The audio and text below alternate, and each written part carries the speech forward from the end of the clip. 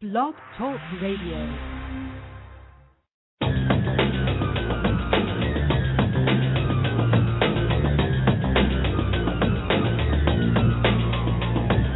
This is NLPI Radio. NLPI Radio. NLPI Radio. NLPI Radio. NLPI Radio. NLPI Radio. Stay tuned in to North London Paranormal Investigations Radio Show. NLPI Radio. NLPI Radio. This is NLPI Radio.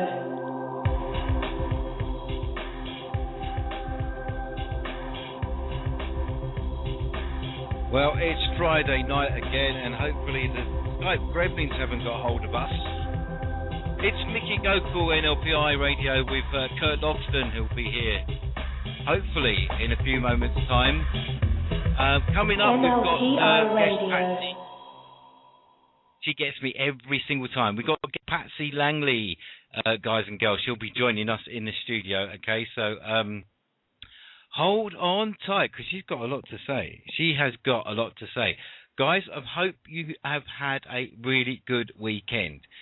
I say it like that because I really do wish you had, good week, and have a really good weekend, because we've got some stuff planned for you. Kurt, are you there, brother? Yeah, I am here, Mickey. How you doing? Hey, can I make an announcement real quick? Yeah, go ahead, sir. Go ahead. Yeah, on Facebook, guys, do me a favor. Don't post other radio shows links up there unless Mickey's on, I'm on, or it's The Immoral Truth or Bobby Mullins. Other than that, please do not post it on there.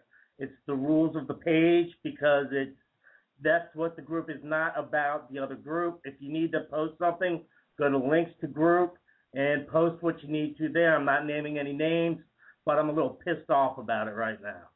So, because that kind of disrespects us. So, aside from that, Mickey, I'm doing great, man. I had to get that out of my system. Yeah, I know. Well, you know, the rules are rules, and at the end of the day, you know, you're quite specific, but hey, how has your week been? Great, man. Got videotaped doing an investigation because I was illegally going into a cemetery last night with my girlfriend, and I was sitting down. I had my stuff all set up, and all of a sudden she comes walking by because she knows the cemetery, so she's doing her thing. I'm off in my corner doing, you know, in the older version doing my thing, and she goes, "You got to go." I go, "Why?" She goes, "We're getting videotaped right now." Look up, and there's somebody videotaping. It's right there. So we hit another cemetery down the road, which is out in the middle of the country a little bit. Nothing really hit there, but the REM pod was off the hook on the first one. I mean, that thing would not stop going, and I was like, whoa. And it sucks because I can't be there at night, you know. The other place we could sneak in at night, old church, pull in behind the church, kind of hang out, you know, just kind of a chill place. But this other one was awesome, though, man. And we got chased away by somebody videotaping us. It could have been an alien. Yeah, it could have been an alien. It could have been an alien. Hey, John, come over here. Look, there's a human. No way. Yeah, he just got out of that car. No way. Have you got the car? Oh, my God. I can imagine it. You know, when they see you, Kurt, you know, the prime example of human being. The typical American, if you've seen my posts, I put the post up there where I'm giving the rock on sign and all that in the cemetery about midnight, and then I'm going, damn, man, I look pregnant. I was like, I gotta start exercising. I was just like, oh my God, I got man boobs and I got a gut. I gotta do something about this quick. You know what I'm saying, man? But the week's been going great, man. Jack Paranormal / NLPI Radio USA. We had a great show. Show was awesome. Maurice, I want to thank Mo out there if you're in the chat room, because I can't get to the chat room. My computer's a mess. But I want to thank Mo, awesome co-host. And I wanted to say, Mo, sleep with your Furby. That's all I got to say. This is Mo from Hidden Liverpool, isn't it? Yeah, Hidden Liverpool Mo. Yeah. Him and I have this like inside Furby thing going, and nobody else is allowed to know unless you listen to the show. But we are kicking off, not this week because of Independence Day. Everybody's gonna be on vacation and all that. But we are kicking off the following week. We have on Wanda K from Bobby Mackey's, and I have a special co-host.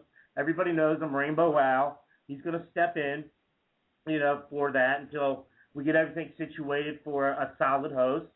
But I'm ready to roll, man. I'm ready to get this thing off the ground in a big, big way. Yes. And I am just psyched to do it. I am just ready to. So the thing is, Kurt, there's just one thing that really bugs me about doing the show, and when you do a show with a larger than life character such as yourself, do you know what? We're kind of missing something. We're missing the Harley Davidson. We're missing the motorbike. We're missing something else. We're missing some hard kind of rock, industrial grunge kind of intro for you. So unfortunately we didn't have time this week to do one, but I promise you that next week we're going to have an intro that even Zach Baggins is going to be begging you for. Oh, Zach will be begging me. Well, one of my girlfriend's got one lined up she wants to do too. So what I might do is use them both during the show. You know what I'm saying? One is an intro and one is kind of not an outro, but one is kind of like the break. You know how we take the break in the middle, like every half hour we run an NLPI radio bit. Yeah, or we do something like this. Cock-a-doodle-doo, it's time for chicken. But Mickey, how was your week, dude? How's everything going with you, man? It's my week. I've had a productive week. It's been a really good and interesting week. We've had an interesting request from a movie company to assist with the launch of a major film, and I think I can't really say any more, but it takes us out to Europe, so it's a great opportunity for one of the team members, and obviously if it works, we choose to go next week. But if it doesn't work, then I'm sure we'll be doing this at another time. But if it does work, it's going to be great fun. So we just really got to wait and see. Go ahead. Oh, I was just going to say, how many investigators are you allowed to take? I mean, or is that top? Are we still in that top secret zone? I think we're in the top secret zone. Right? Yeah, at the moment we can't. Well, we can't actually say anything at all now because Okay, it kind of spoils the thing that they're trying to create. But it's interesting because obviously people don't phone you up and say, "How do you fancy doing 4 weeks in Europe?" So yeah, of course. I've got to say hi to everybody that's in the chat room, everybody that's listening. So just having a look through the list, I see we've got David Farrant. How do you do, sir? I'm bowing, I can assure you. Hopefully, fingers crossed, we'll have Patsy Langley. The whole reason why you're here is to hear Patsy Langley, and she's got an open microphone. She'll be here soon. Okay, guys, so we're just getting ready for Patsy's arrival. I can see the police are actually shutting off the road now as we speak. There is a red carpet that's come out as well, so that eminently is either that's probably Patsy. Yes, it's probably Patsy. No, it's a black Rolls Royce. It's Simon Cowell. Who invited him? Let down. Patsy's in the white Rolls Royce behind, and she's going around the block. So she'll be with us soon. Emma Hollis, nice to see you. Gary, how you doing, buddy? You too. Redmond, nice to see you. Starla, how you doing, Starla? Steve, interesting chat today. Who else? Hi to all the guests. Kurt, that's from me. I know you can't see them, so on behalf of myself, Mickey Gocool and Kurt Logsdon, we're going to bring you... I can see him now. Yes. the miracle of modern Twitter tweets and how did that work? I don't know. It just appeared. Oh, awesome. Wow. I get to see what all kind of smack they're talking in there. So, guys, whatever you do this week, do not talk bad about our friend Kurt, because he can see this time. He can see. He's got vision. Yeah, especially when somebody's videotaping me out a window at midnight in a cemetery. But just going back to your story, whatever you do, guys, don't normally climb into properties late at night, because you might come across somebody. You know, you might come across a couple fornicating in the undergrowth, and you know, and you're sitting there videoing it, thinking it's a couple of orbs. Well, there would be a couple of orbs, but that's a different story.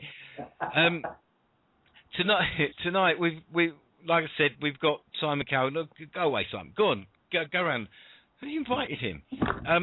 We've got Simon, and we've got Patsy Langley, ladies and gents, guys and girls. She's here, and she's going to talk to us very soon about her book, which is the Highgate Vampire Casebook. If you haven't read it, I suggest you do. It's available on Amazon. But Patsy will be here in a few moments' time to talk about that book.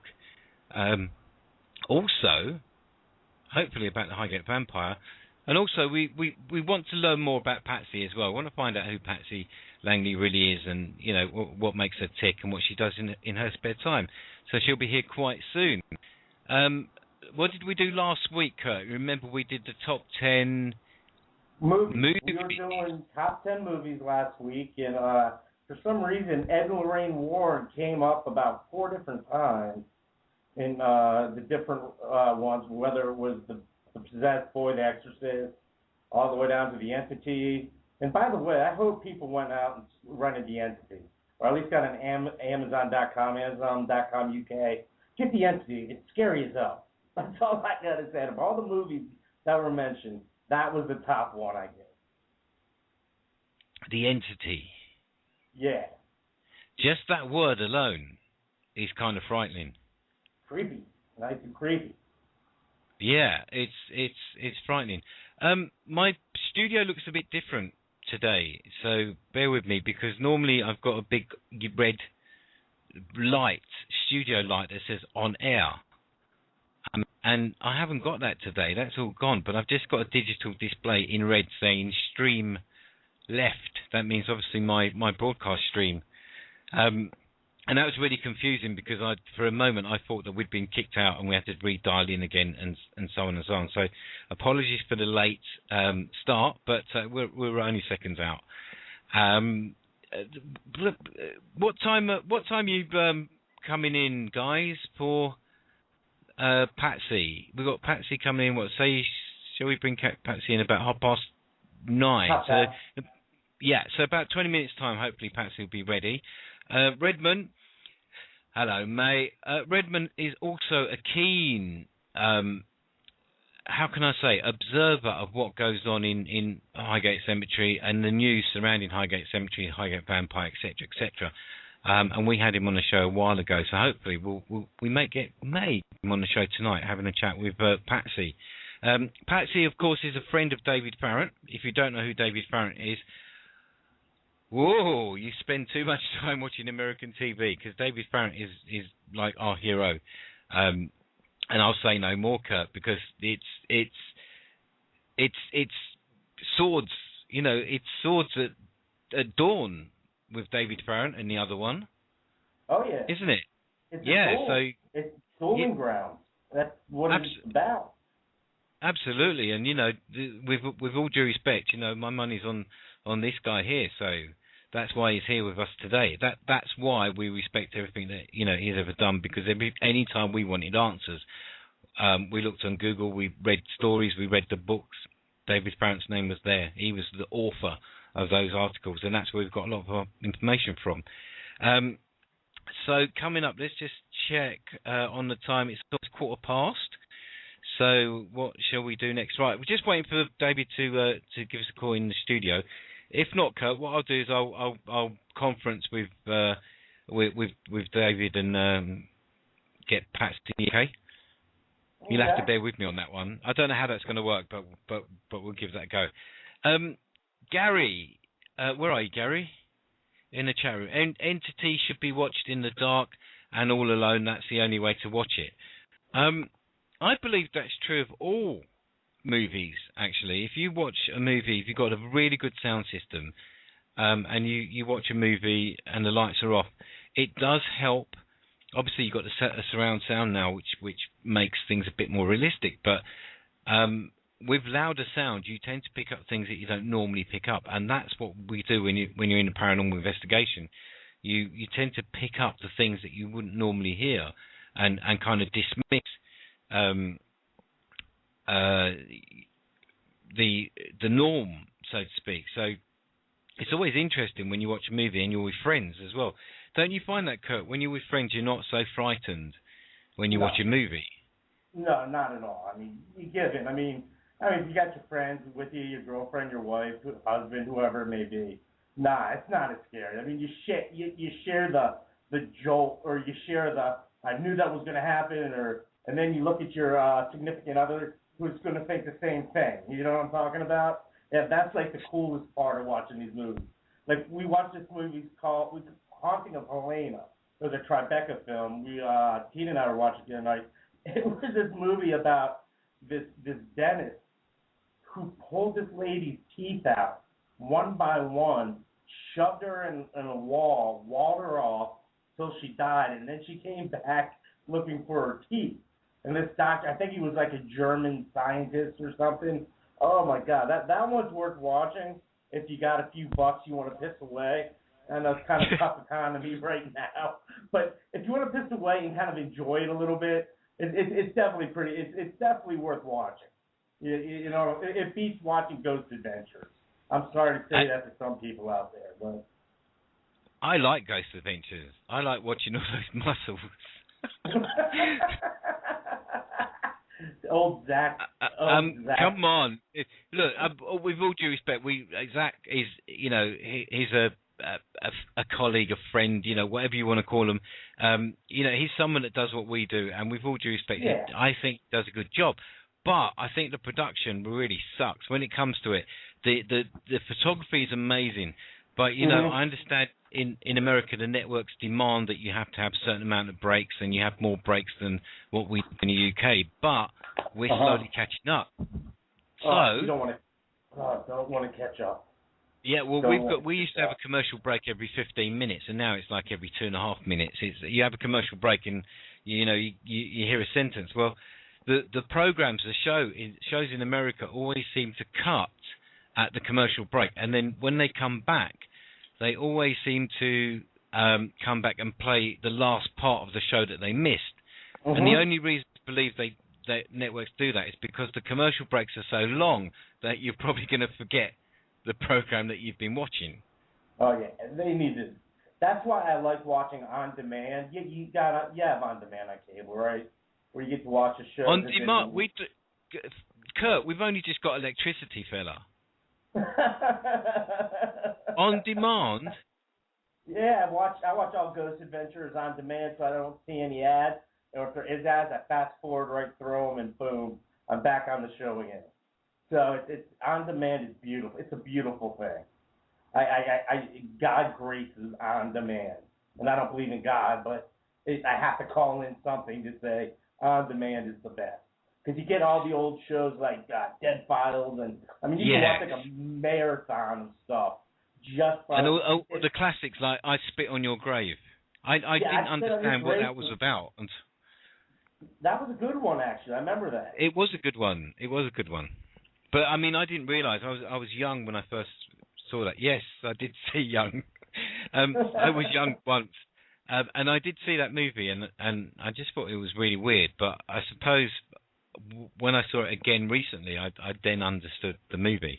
I got very quickly before we've got about 10 minutes before we get our guest tonight. Our guest is Patsy Langley. Now, Patsy is the secretary of the British Psychic and Occult Society. Okay. The chairman of this society is David Farrant, of course. And she's here to talk about her book, which is the Highgate Vampire Casebook, but also to tell us about her experiences, because she's not only an author and a geologist, from what I understand, but she also teaches mediums.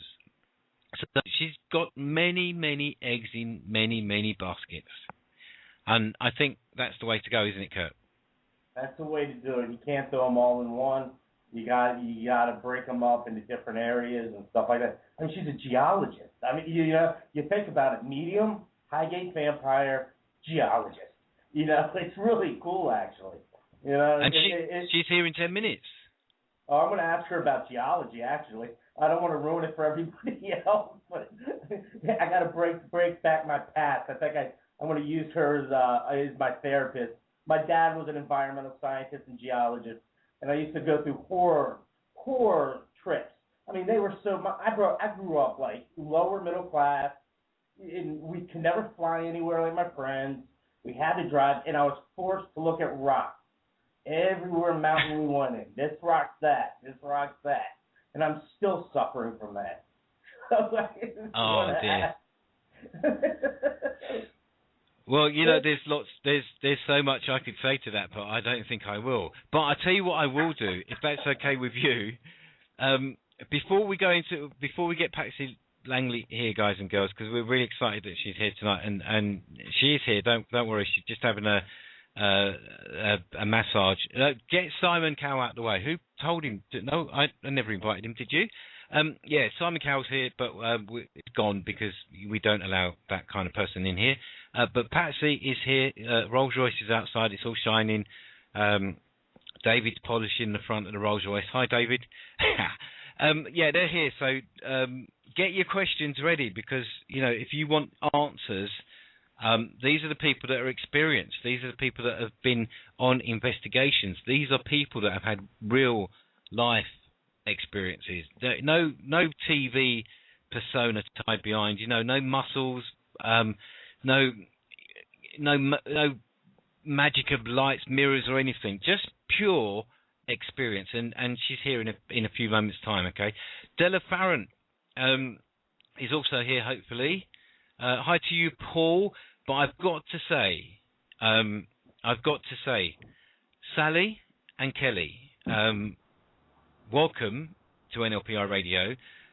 Sally and Kelly, how do? I'm waving. Kurt, say hello to Sally and Kelly. Sally, Kelly, what's up? They're part of PRSL. They're part of Steve's group. So they've decided to log in and have a quick chat with us. Let me go quickly to the chat room, Kurt. I've got currently doing an experiment, Mickey, where... Oh, who did that? Hang on a minute, let me go back. Where we're looking at the bedrock and superficial rock strata to see if there's any link to the number of sightings or apparent activity. I think I should ask her about it. Yeah, absolutely. I think you should call in, Sally, and that's ask... a great question. Yeah, that's a fantastic question. Yeah, if you would, that'd be fantastic. A Rolls Royce. All I got was a pretty black cab. Did you, Redmond? Did we send you a black cab? I thought we sent you a rickshaw. But sorry, I didn't realise. Can you just make sure next time we do not send Redmond a taxi? It's so expensive. Don't worry about the Rolls Royce. It's not ours. It's Patsy's. She's going to be here in 7 minutes, guys and girls. But in the meantime, just a reminder where you are. We're going to go into a quick break. We'll be back in a few seconds' time.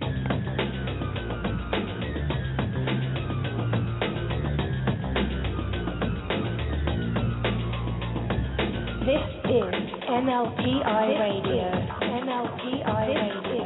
NLPI Radio. NLPI Radio. NLPI Radio. David. Stay tuned in to North London Paranormal Investigations Radio Show. Hello, Mickey. It's that time, ladies and gents. We've got your live on air. Ladies and gents, will you please welcome Patsy Langley.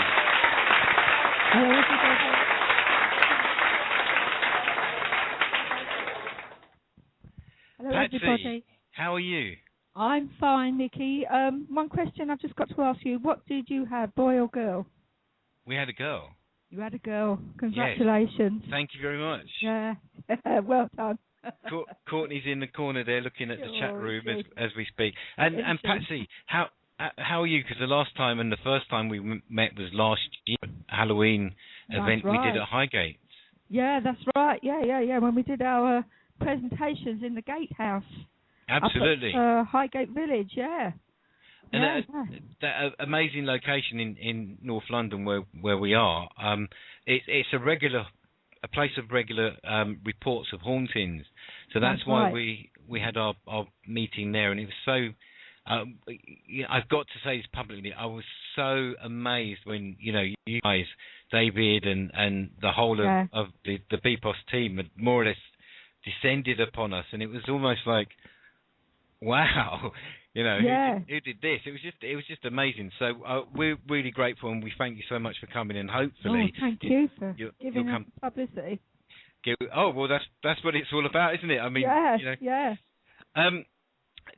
Before we go into it, I want to introduce you to Kurt. Kurt is our co-host. Hello, Kurt. Hey, Patsy, how are you? I'm fine. Yeah, I've been listening to you. Yeah. Oh yeah, awesome. Geologist. I'm impressed. I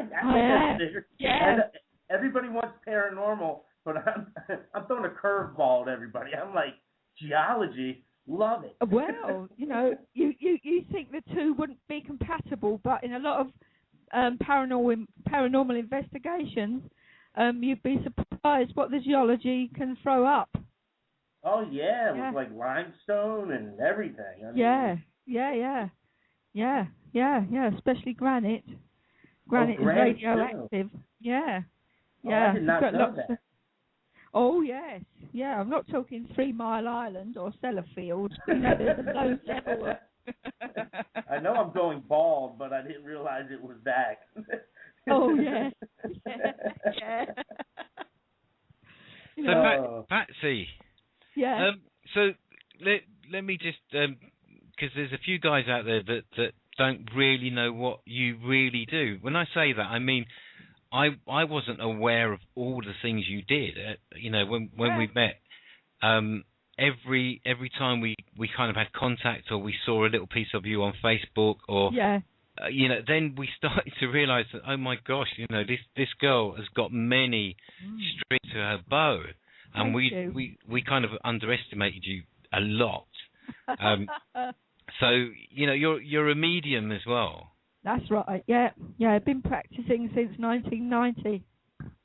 That's a long time. That's a long time, I was 2 then. Were you really? I was. I would never have known it when I I just followed in my father's footsteps of going bald at a young age. Yeah. I went bald at 12. There you go. My voice dropped and I went bald at 12. Did you?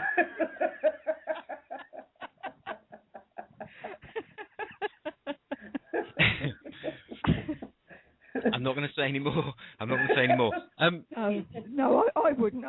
Kurt just can't take it anymore. I'm about to have an asthma attack.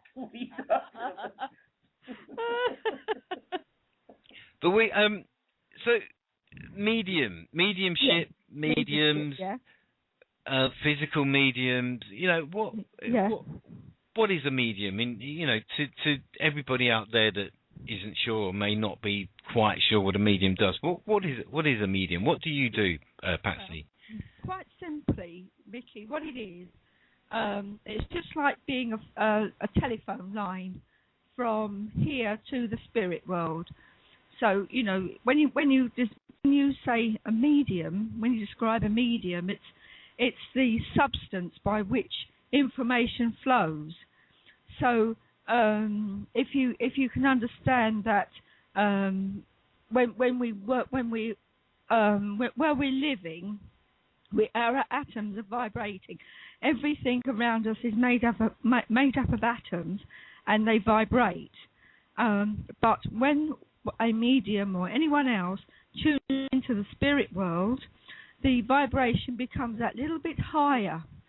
And some people who are specially trained can tap into this higher vibration. and this is what we call the spirit world.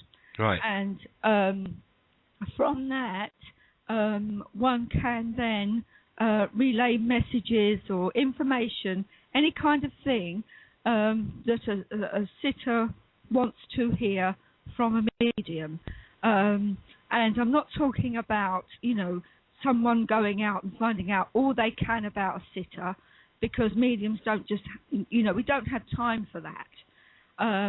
So it's a very spiritual experience, or it should be a very spiritual experience.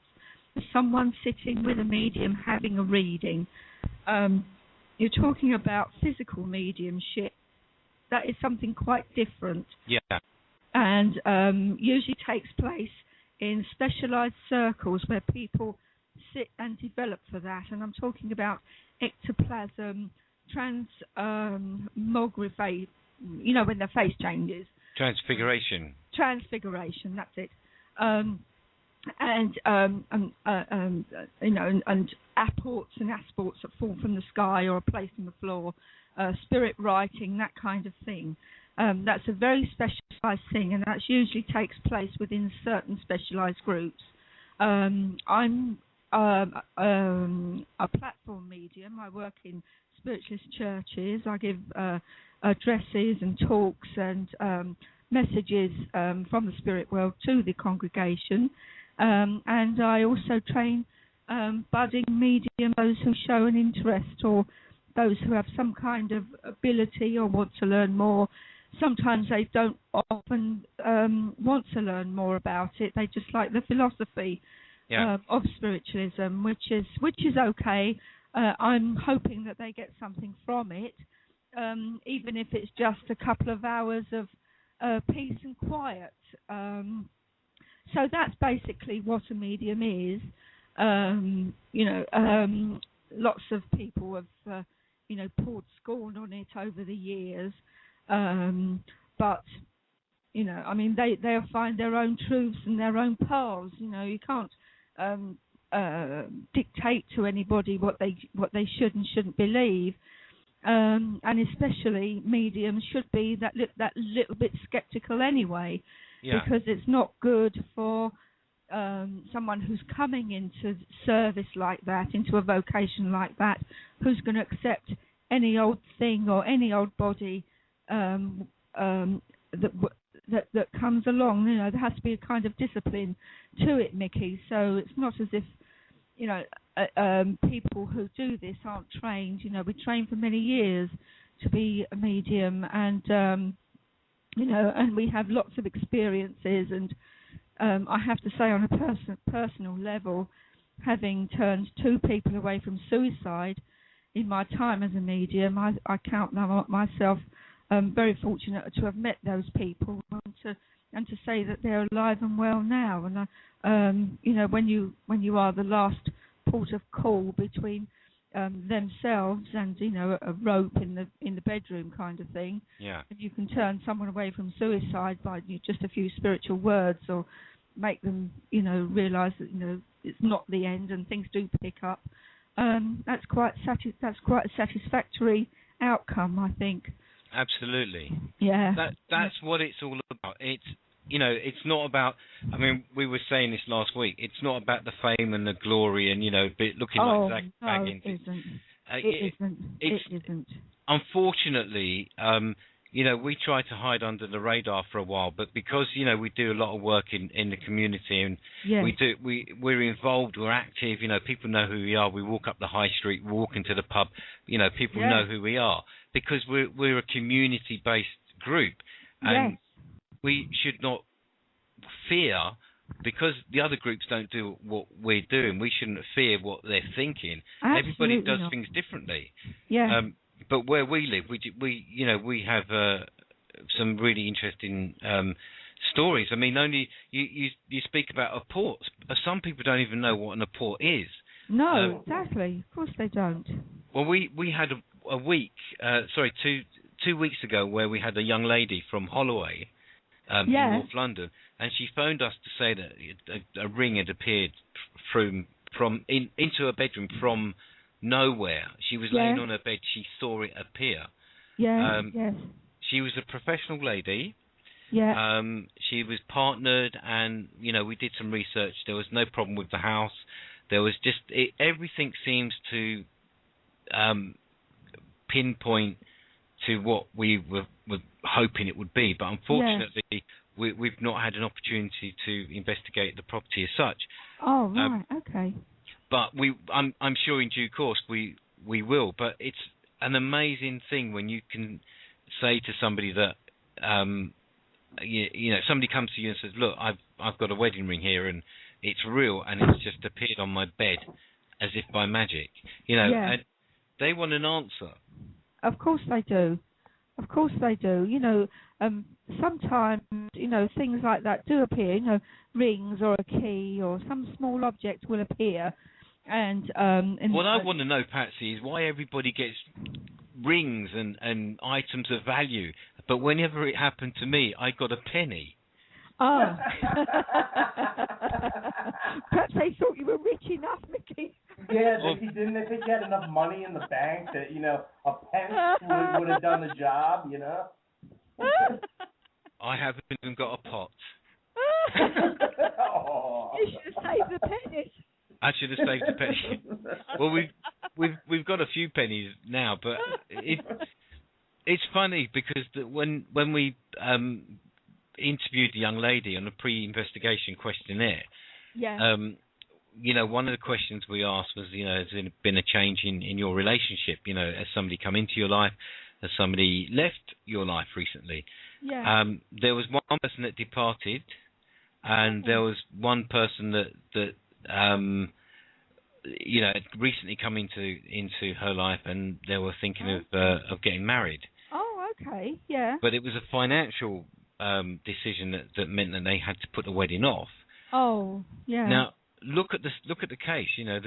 If you have a relative and you're a spirit, you have a living relative who is a young lady and she desperately wants to marry the guy, and you've got the ability to go back and take something that was yours, that where it is. If you've got the ability to go back and pick that up and throw it through space and time so that ends up in somebody else's hands so that they may benefit, I don't see why that's so bizarre, because people do it all the time. It's not bizarre, and you can put a scientific angle on it and say that everything vibrates, even the spirit world where we are, everything you touch vibrates because it's made of atoms. And why can't something in this world that we live in, this temporal world that we live in, why can't it be transported to the spirit world and vice versa? Because we're all working on a vibration. We're all made of atoms. We vibrate. So it's not so remarkable when you really think about the physics. Just basic physics, really. I'm not a physicist or anything like that. But when you think about how the world behaves and how we behave in relation to the world and how things around us behave, it's not such a great leap to have pennies or keys or rings or bits of jewellery, whatever, coming your way from somewhere. It's quite a nice thing, I think. It's quite a nice oddity of nature. Like Absolutely. So many things that we just can't explain will probably be explained in time through science, maybe. I don't know. I think that... The problem I have with explanations and belief and so on is the way that it's... How can I put this? The way that we're conditioned from a young age. Put it this way. Yeah. I've got a headache. I go to the pharmacy. He gives me a box, and I pop that pill in my mouth, and I feel better. Yeah. I don't know what's going on in that pill, but I've got to believe that whatever it is good for me, and will be a benefit for me. And then when I do my research, I find that it's quite the contrary. There's things that like fluoride. From what I understand, fluoride we shouldn't be consuming. Isn't it a hazard, Louis? No. I mean, you would. No, you shouldn't be. Why is that in toothpaste? I don't understand why. this is another matter. I mean, I'm not going to go into this whole thing, but this is what I'm saying. You know, people go around thinking, with the adverts in the 70s, contains fluoride. Ching! You know, great, fantastic, but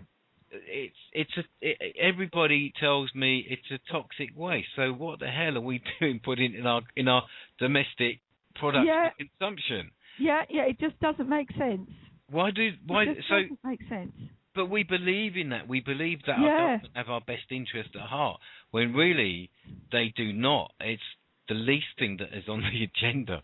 That's right. I think, Mickey, it comes back to what you just said about we are conditioned from a young age to believe that these things do us good or do us harm, whatever.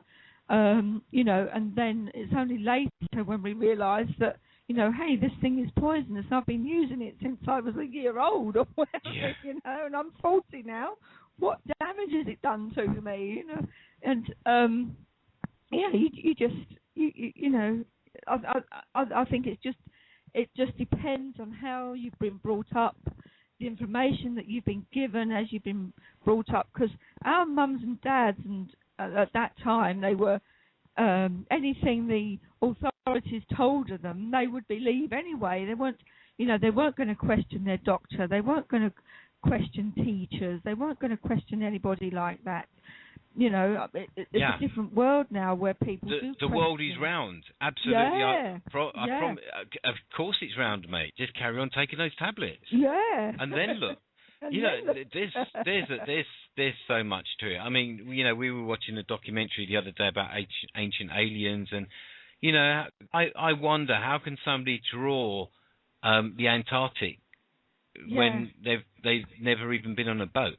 Yeah, very strange, isn't it? The flying vessels don't exist, but yet they can draw accurate maps of star maps, all this kind of stuff, alien technology. How do you move 200-ton blocks of stone? 200-ton blocks of stone. Well, I don't believe we've got any single piece of apparatus that can do that today. No. Let alone how do you carve them into 90-degree angles with absolute millimetre precision. That's another story, Patsy, that we need to dig into. But I think so, that's definitely for another show, Mickey, definitely. Well, put it this way, from what we just touched on there, we're good for another 40, 50 shows. Yeah. I hope you've got some coffee there as well. Oh, got plenty here. We've got plenty. Can I ask you a question, Mickey? Fire away, Kurt. Okay, I got a question. I got a question for you, Patsy. And I've asked this question before. I personally don't believe in the term a sixth sense. I believe I believe, and tell me your take on this. I believe that it's your five senses that are heightened, and you're able to tap into those heightened senses, where some people can do it and others can't. I mean, you may well have a point there, Kurt. Sorry. You can call him Kirk. I can call him Kirk. Whatever. Call him Captain. I think Captain Kirk. Beam me up, Scotty. Well, Kurt, I think that you may be right, that some people's five senses are heightened, and some people do, because of that heightened vibrations, they do feel like they have a sixth sense. I know when I give readings or whatever it might be in mediumship, I can feel my vibrations increase. But is that a product of my five senses, or is that a product of some evolutionary throwback effect? Animals, especially insects, they swarm just before a volcanic eruption or an earthquake takes place. Okay. So what are they tapping into? Are they tapping into the same vibrations, energy, whatever, earth energy that we can tap into? It's all very mysterious. When one sense, but it's all very natural in another. I mean, I don't believe in this word supernatural. I think that whatever happens, whether natural. it's here or it's entirely natural, and it's only supernatural to people that don't believe. Exactly. Yeah. What goes on in my house on a daily basis? If I was to get the guys around and have a paranormal investigation here, they would absolutely love it. They would love being here because it just happens on a daily basis. The stuff always happens in a particular corner. Just all the time, and we know we don't mind it being here because it's never been offensive, obtrusive, or destructive. Yeah. We get a good vibration from it, and we get the sense that sometimes when we're not round the girls, we get a sense that somebody is round the girls. Yeah. And it feels reassuring. It just feels very reassuring that there is someone looking out for me. As ugly as I am, it's nice to know that. Yeah. I mean, there's misconception, Mickey, that ghosts and hauntings, spirit entities, call them what you will, are evil and somehow out to get us. But we must remember that these ghosts of today were once living, breathing human beings like us at once upon a time. And, they're not... And you don't cross over and become an absolute monster. I don't know where this story comes from. But this goes exactly with what we say, Patsy, because... we know you, we know David, we know Della, we know, there is a circle of individuals that's very different from a lot of the other circles out there. Yeah. Because because of experience, the experience and the interactions that we've had with spirit over many years. Yeah. So when we talk, we can talk relatively comfortably and, have that mutual respect, which is what everybody should be doing. Because you do something differently, you shouldn't be disrespected. You should be respected equally, if not more so. Absolutely, because somebody is doing something differently. And, it's a bit like, if we're looking for a missing child, for example, we get 500 men or 50 men and we use the combing effect. We make a line and we comb that area and try not to miss a thing. That's a team effort. And that, you're likely to get results. Well, imagine if we had the paranormal investigator's attitude when it comes to looking for humans out there. It would be a case of, I'm not going over there with him. Oh no, well, there's somebody's life at stake. Well, it doesn't matter to me. There's no camera on me, or it's bizarre. It really is. It really is. Yeah. And like we said at the beginning of the show, we strongly believe that those that have had experience with spirit can perform something or other that's beneficial to the individual or to the spirit, and not kind of destructive like lots of TV shows portray. That's right, they do. I mean, there are one or two people on TV, that are regularly on TV, and they say, I'll show you how mediums do it, and there are charlatans and frauds and all out for what they can get, fleece the public. But there are a few like that, Patsy. There are, I'm not saying that, but you get rogue lawyers, you get rogue doctors, you get footballers, footballers, you get rogues in all professions. But it seems like, mediumship, because it's not understood, even by mediums themselves sometimes, because we can't say how it's done, we're not able to replicate it in laboratory conditions, for example. Yes. Therefore, because one person is cashing in, then therefore everybody's cashing in. They're all onto the same game. Therefore, they're all cashing in. But I think what these people fail to realise is that if you're a good medium, and you are a medium and you are working with spirit, the people will come to you, and then they will say you're good, and then they will tell their friends to go and see you, and you get this word of mouth. Yes.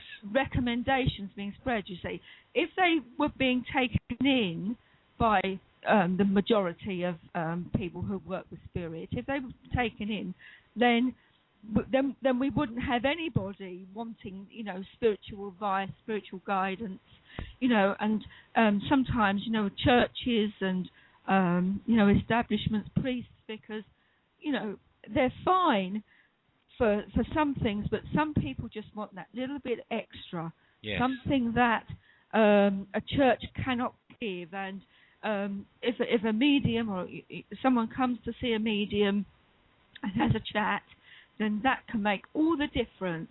Absolutely. And I mean, myself... And positivity as well. Absolutely, yeah. Whenever I talk to a genuine medium, because I'm not sure how many people know, but I'm also sensitive, or I call myself sensitive, but I'm also a medium, and that's been proven on a number of times. But the fact is, with mediums, sometimes you can only take somebody's word for it, and that's the problem. So that's one of the reasons why I founded the group, and the group, obviously, NLPI, North London Paranormal Investigations, because I wanted to support what I was feeling and finding, and getting a whole load of average, everyday, normal people to come along and to experience exactly what I'm experiencing and make of it what they will. And when we did the nuclear bunker, a 60-year-old nuclear bunker that's not been used it's not been used at all. How do we end up having spirit conversation with Charlie for 38 minutes?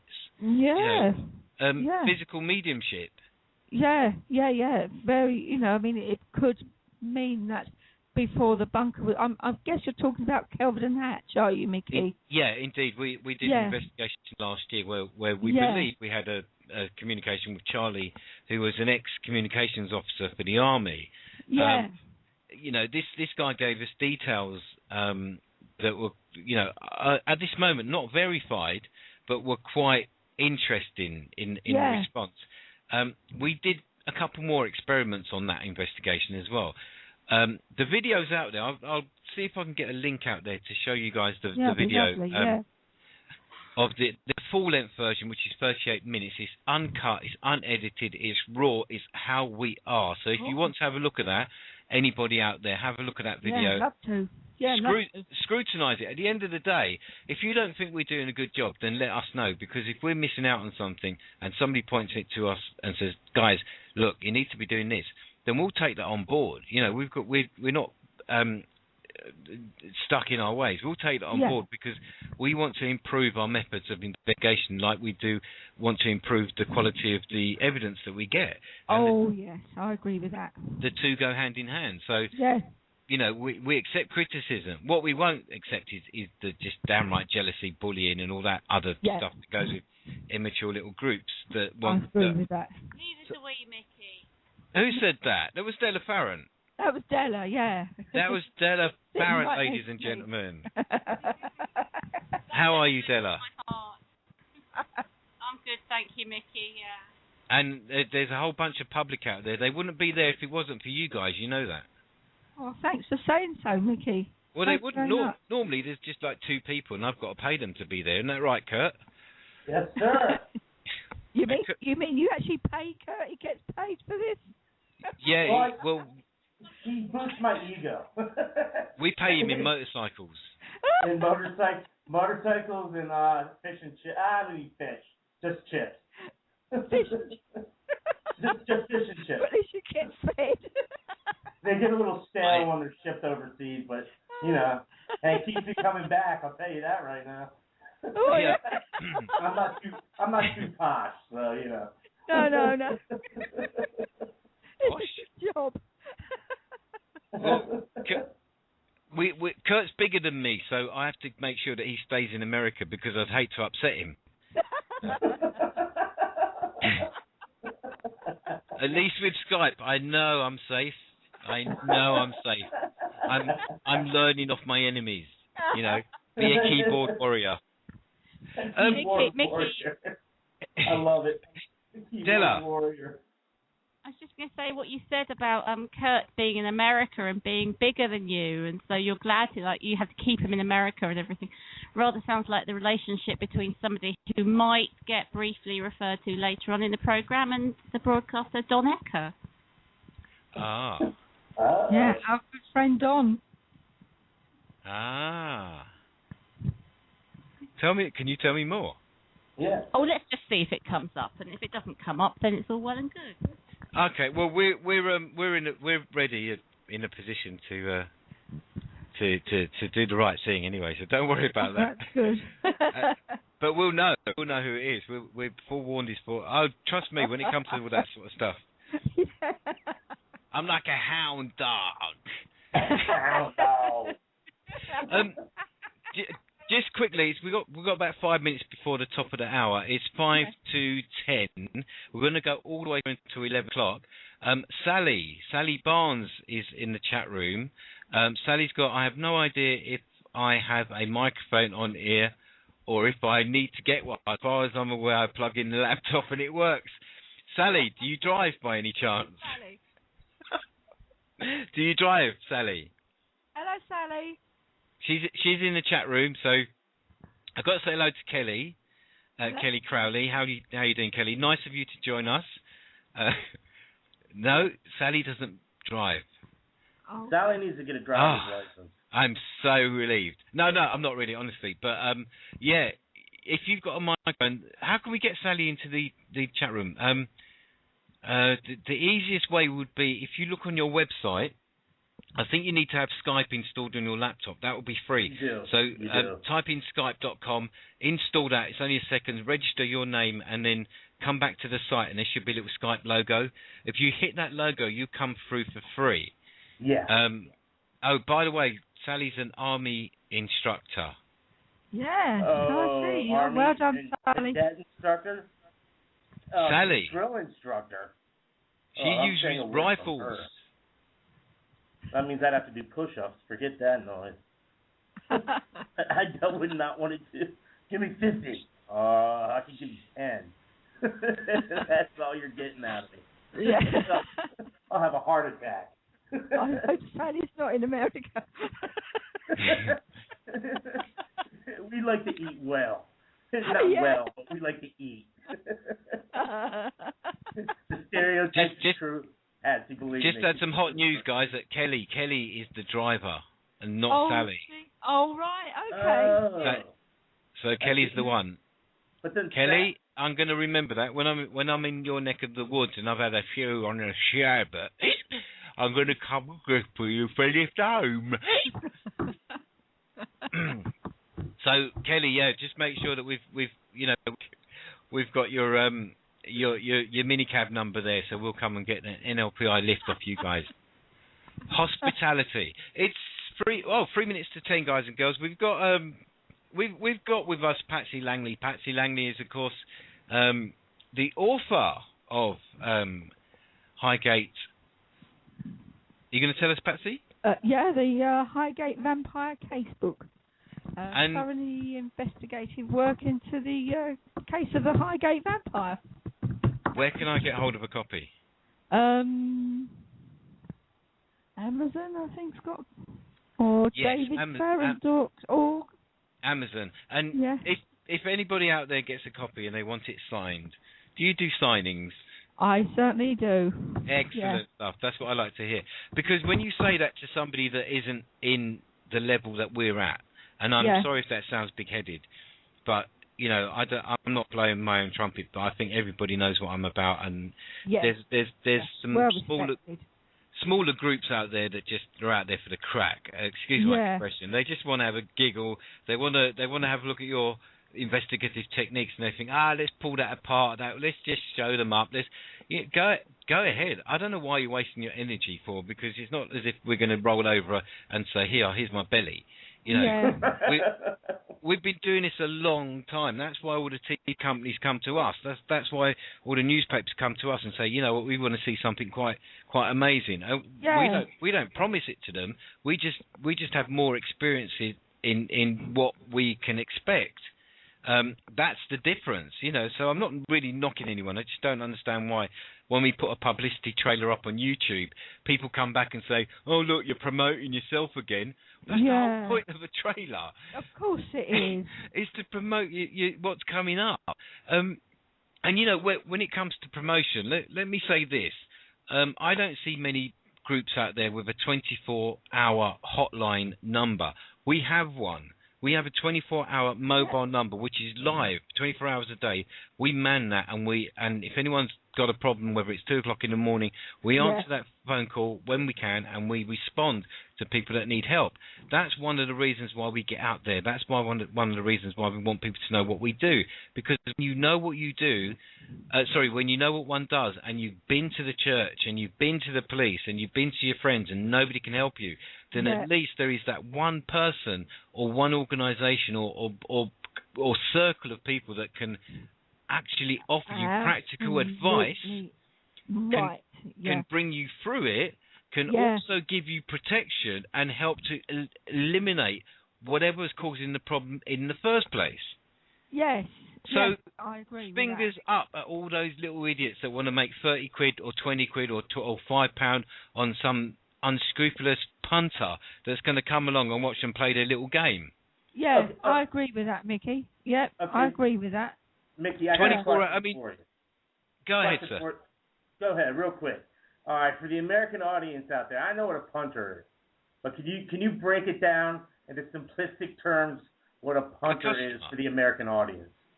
A customer that attends a paranormal investigation that pays over the odds to be to receive a lot of showmanship. That's all I can say. Okay. There's a lot of genuine groups out there. Okay, I'm not knocking every group out. There's so many good groups out there. We know many of them. You know, we work with many of them. We get feedback on a lot of groups, etc., etc. You know, it's all very good. Sally, we did see you there, by the way. Keep just calling in again because we will put you in, Sally. All right, so just do that again because she came in and she went. So come back. You were there. You were so close. Come back, Sally. I was going to push my button then, but I just happened to talk again. But there's so many good groups out there, and you know we don't want to be like a super group. We don't want to be the all seeing everything. We just want to do that. No, you can't. I mean, there are other people like ASAP. There's the Society of Psychical Research. There's you guys. There's a lot of people much bigger and much better organised than we are. BPOS. BPOS, yes. With the legendary David and Della Farron. Yes, it's not just David anymore, it's Della as well. Della Farron, yes. Della's important. She looks after the kitchen. She is. Oh, yes. Very important girl. I think everybody should have Della at home, or at least a Della. Everybody should have one. Prototype is in production. You put me off my stroke there. I've already done the hoovering, done a full spread, and helping with the radio show. Wow. It's in the chip, Mickey. It's in the chip. No vampire slaying then. We'll be back in a moment. Just going to do a quick 10 o'clock. Oh, it's actually 10 minutes past 10, so we'll be back with Patsy Langley, Della Farron, and of course Sally Barnes. Stay tuned, guys.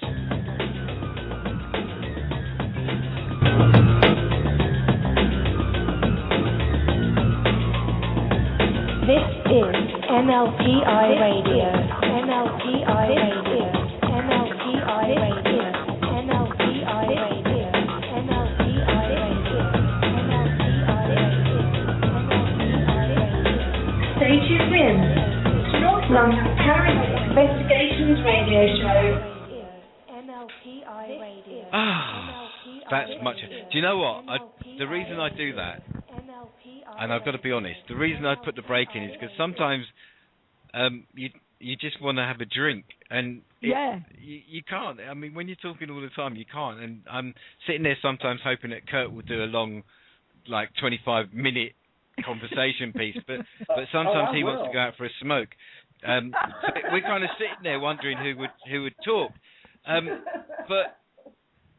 But I'm not going to talk. I'm going to actually have some of my drink, and I'm going to let Sally do some of the talking. Ladies and gents, will you please welcome to the show, Sally Bonds, guys and girls. Hello, Sally.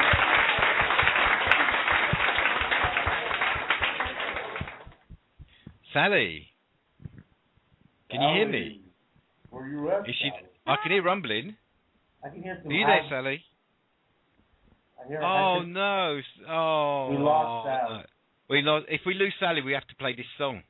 Okay. Cock-a-doodle-doo, it's time for chicken.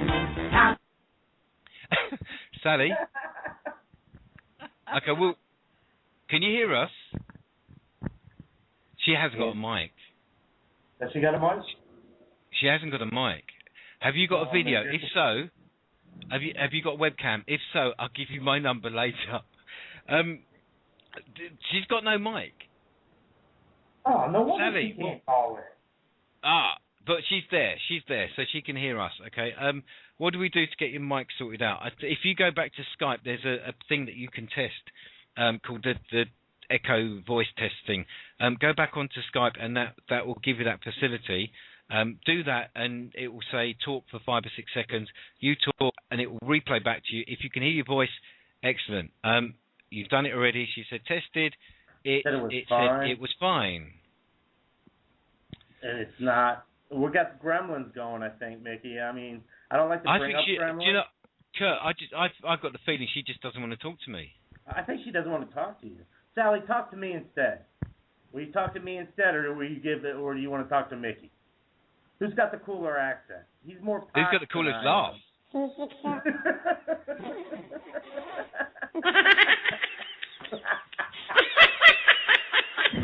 Sally, why don't you type your questions in for me? I love that laugh.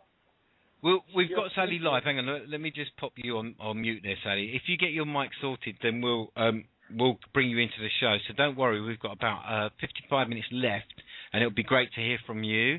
But type in your question. You had a question earlier, so if you type that in for me, that would be fantastic. I'm still trying to get over cock-a-doodle-doo. It's time for chicken.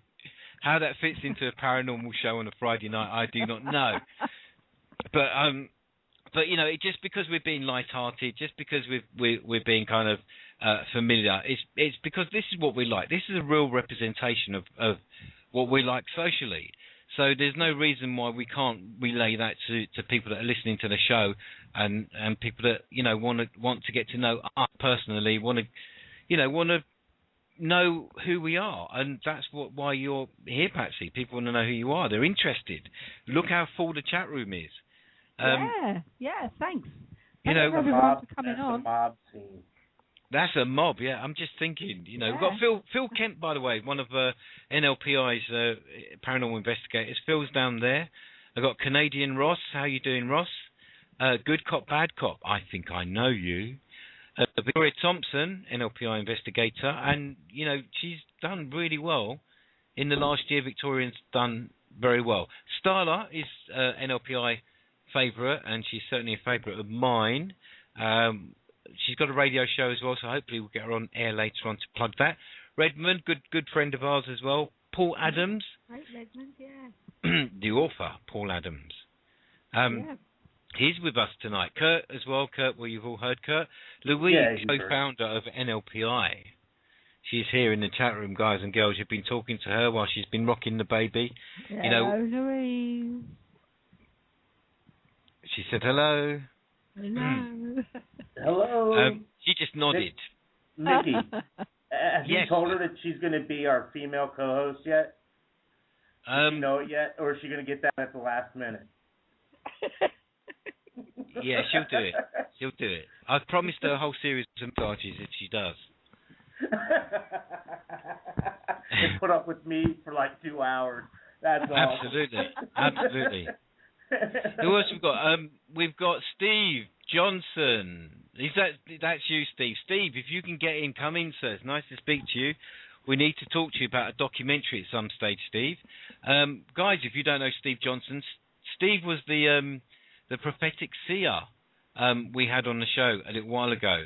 So he's here in the chat room. So hopefully, let's bring Steve on board if you can get him in. Redmond, you're welcome, Redmond. Redmond McWilliams, who has a Facebook group called the Highgate Vampire Appreciation Society, if I'm right. Yeah. Hi, Redmond. So check that one out, guys, because it's between Patsy, between David, and between Redmond and these guys are the best when it comes to this vampire story. These are the people that were there. These are the people that are part of this story. These are the people that made the story. So forget about hanging out with your mate down the road in some silly little village that just wants to have a crack at the paranormal. These guys are not having a crack at the paranormal. These guys are living, breathing the paranormal. So, when we bring them on our show, there's a reason, and that's because of their conviction. The very same reason that you guys are listening to this show is because of your conviction as well, your interest in the paranormal, the fact that you want to get the information like the rest of us. Well, there's so much of it out there, and I think if I put a percentage on how much I know, it's about 3 or 4%, because it is vast, absolutely vast. Steve Johnson says hi to everyone, guys, ladies and gents. Steve. Hi, Steve. Now, did you hear Steve on the show? Was it 2 weeks ago? We had on. I just wondered if you heard that show, Patsy. No, I'm afraid I didn't. No, I was. I'm not sure why I didn't do that. No, well, not to worry. We're not that huge or that famous yet, so don't worry. We're working on it. Well, I've just got to get the muscles first, I've just got to update my laptop. That's why. Oh well, you know what? One day I think we'll have a nice big studio somewhere where is that Simon Cowell again? He's driven again in your Rolls Royce this time. That's a very nice Rolls Royce.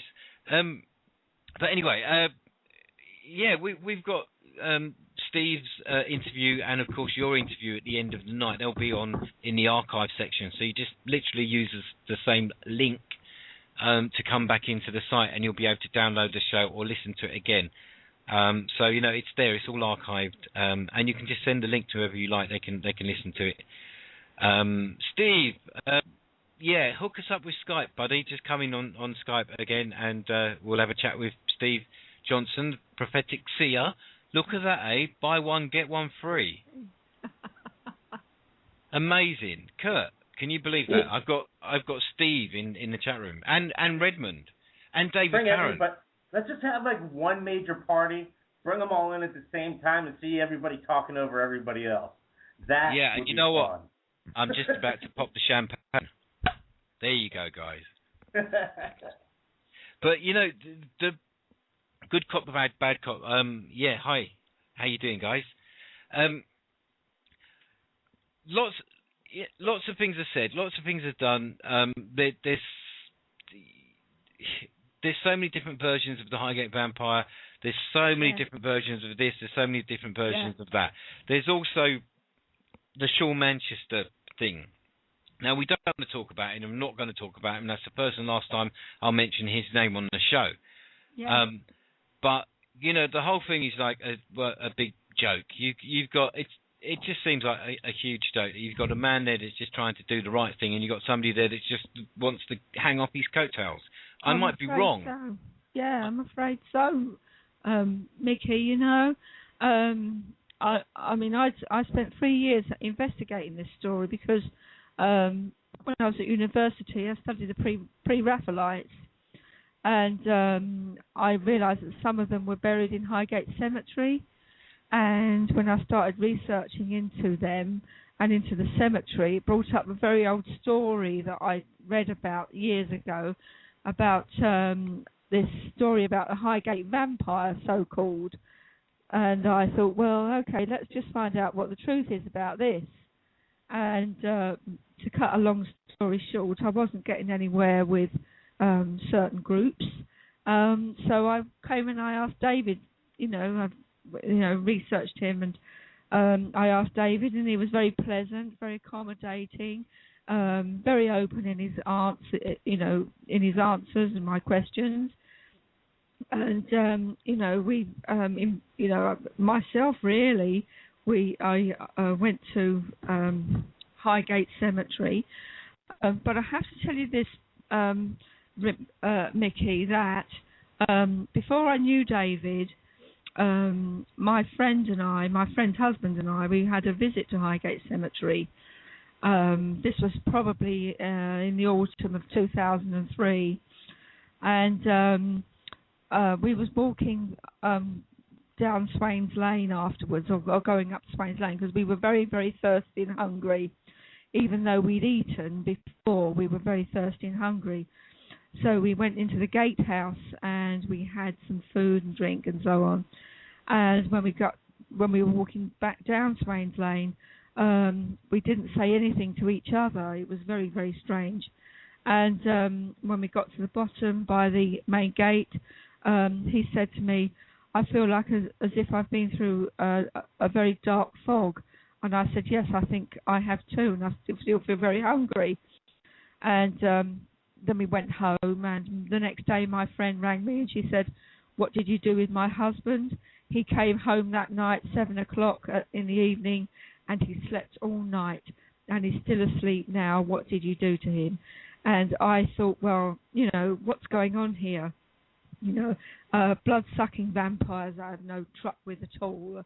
I think that's just a fabricated story from someone's fantasies. And there's Barry Edwards making films about the vampire. There are other people making films about the vampire, actresses and actors and actresses all over the place. But I thought, well, something must be going on in Swains Lane. And that's why I decided to look further into the vampire story, and hence my book, all the history of Highgate and history of Highgate Cemetery. And we discovered, later on, that there was an intersecting ley line, positive and negative ley lines going through the cemetery, and we wondered if that could have a bearing on what people have seen. I know that David's seen a black figure at the gate there. Other people have reported seeing it. People have been reported being knocked over, pushed, glared at. Some man was even spoken to by it once, and it still goes on. We get reports in all the time about what goes on down Swains Lane, and this is the figure the 7-foot figure that. Well, that's right. Yeah. Well, as you're probably aware, I think myself, Gemma, were the last people to have made a report of that sighting, which was last year. Oh yeah. Yeah. So we could be. And if any, I'll just elaborate on that story a little bit. It was reported in the press that I think ghost hunters run away after seeing vampire in Highgate Cemetery, something stupid like that anyway. But the story was that we were out for a night out. We were going for a drive, and we decided to pop up Swains Lane to show Gemma, our medium at the time, what Highgate Cemetery looked like and what all this was about. So when we arrived at the gate, we parked by the security office, the main gate, and we walked across the road, looked into the gate. Gemma said to herself, "I really want to see you. Can you show yourself?"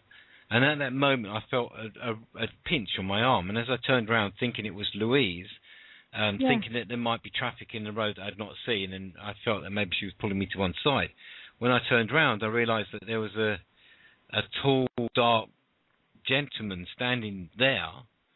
And I kind of I did feel a little bit threatened, because I was there with my partner and another female, and I just realised this guy just loomed on us until he vanished, and then I realised that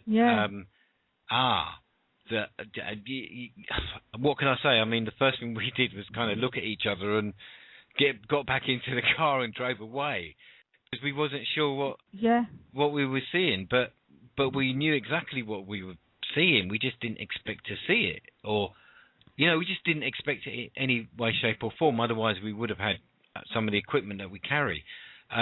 And when the story reached the papers, the ghost hunters didn't have any equipment. That's why, because we were on a social night. We don't go out with meters and EMF detectors and all sorts strapped to us when we go out at night time. Oh. Maybe Sally does. I don't know. Let's ask Sally. Sally. Hello. We've got Sally, ladies and gents. Hello, Sally. I don't know whether it's working. Sorry, it's not telling me that. Well, we can hear you fine. Oh, that's fair enough then. I'm just a bit worried about that little buzzing in the background. That might be the laptop. It's sort of throwing a hissy fit. It's like, no, I've got to work, and it's throwing a bit of a hissy at the moment.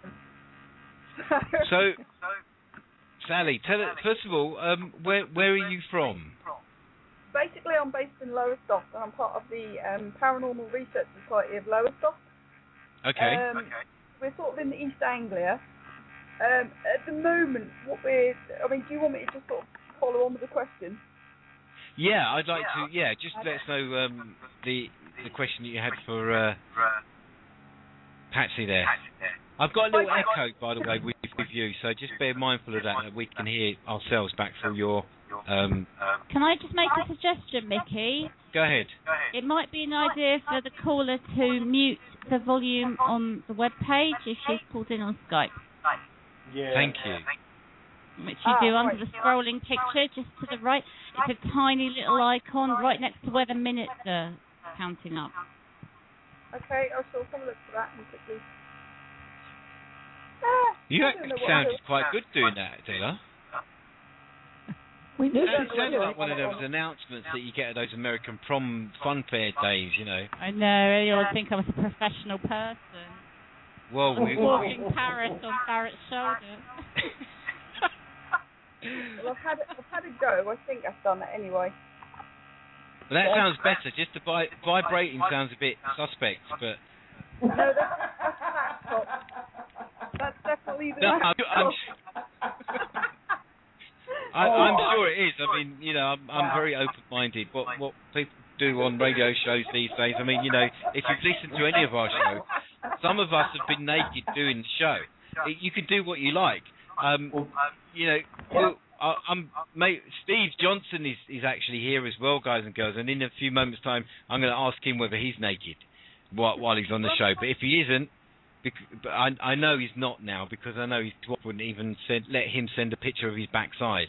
Because I was going to put that as a display for his advertisement, but his wife wouldn't let me. But we'll hear from Steve in a few moments. But Sally, we've got you. Hello. Hello, Sally.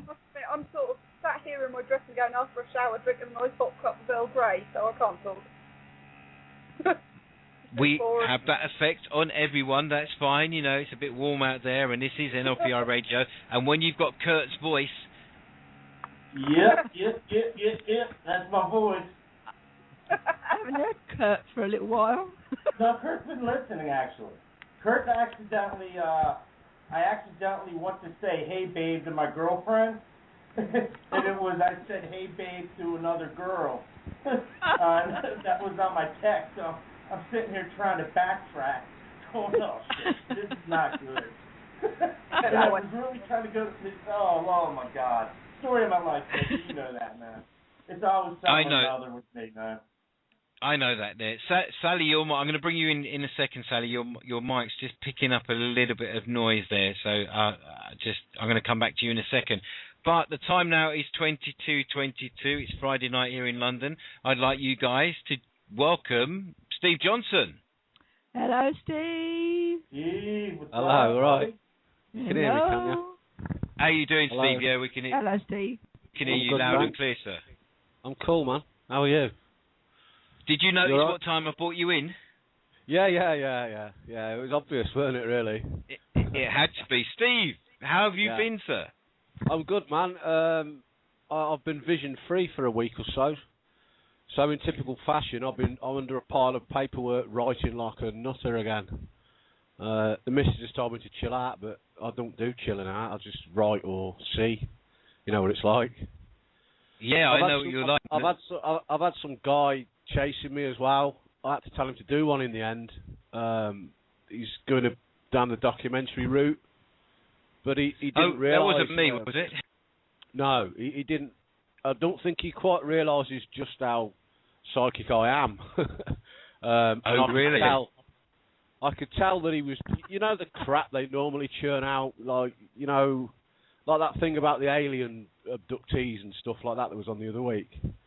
And they just take the mickey out of them, don't they, on the television? Yeah. And I knew that he wanted to turn me into sort of Channel 4 fodder. So I said to him, mate, the best thing you can do is leave me alone. Really, trust me. Don't phone me again. I don't think he will. Steve, have you met or have you heard of Patsy Langley? No. She's here. She's the secretary of the British Psych and Occult Society. Yeah, and she's here with us. Yeah, cool. Hi, Patsy. You all right, Bob? Hello, Steve. Yeah, I'm fine. Yeah, thanks. And one thing I noticed, and it's got to be said to everybody, all you guys out there, all you guys that are part of this show and part of our friends or friends of somebody else or whatever, I've noticed that every one of you guys that I've encountered have been very, very positive people, very, very warm people. So, so that's how I know that people are genuine, when people have got time for other people and money's not the motivator. Isn't that right, Steve? That's absolutely bang on, mate. You got to be, ain't you? Yeah. That's absolutely right. That's never the way two to things. be, is there? No, I mean, never the way to be, is there? No, when it comes to money, the bottom line is, it's like last time I spoke to you, Steve, I was the director of a TV production company. I took myself out of that because I didn't see a future for myself in that environment. I'm a paranormal investigator, so I dropped that. As soon as I drop that, we get 2 phone calls. We get one from the BBC. We got another one from a major film distributor, film studios in America. They want us to do something. We've got the Russians coming over. We've got another 8 weeks of filming and all sorts of stuff before we even ran to speaking to you, Steve. And that's when I left the TV industry. So, I was still, the way I see it is I'm still going down the path, just that my path was with that organisation. Do you see what I mean? Well, you know what? Still the same thing.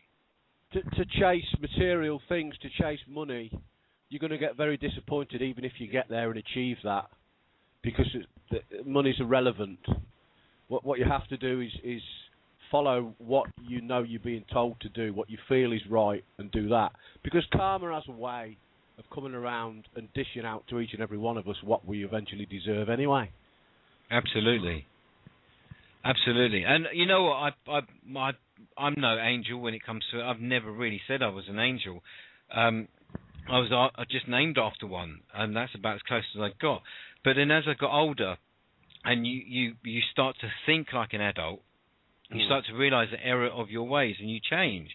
And when you change, you realise how stupid you looked when you did silly things. But everybody was child. Everyone had a baby brain. Everyone did silly things once in a while, but it doesn't matter what you do or what you've done. It's what you're doing now. And collectively, when I speak to people like Steve, we've spoken on the phone for hours and hours and hours, and I don't even do that with my buddies. I'm not like that close where I could speak to them for hours and hours. But with you and the things that you got to say, I don't think talking to you for a week would actually touch the surface of what you've got to come out. So, indeed. We've got to get that documentary underway. And, Joe Gocool, again, a British actor, he was on the show recently.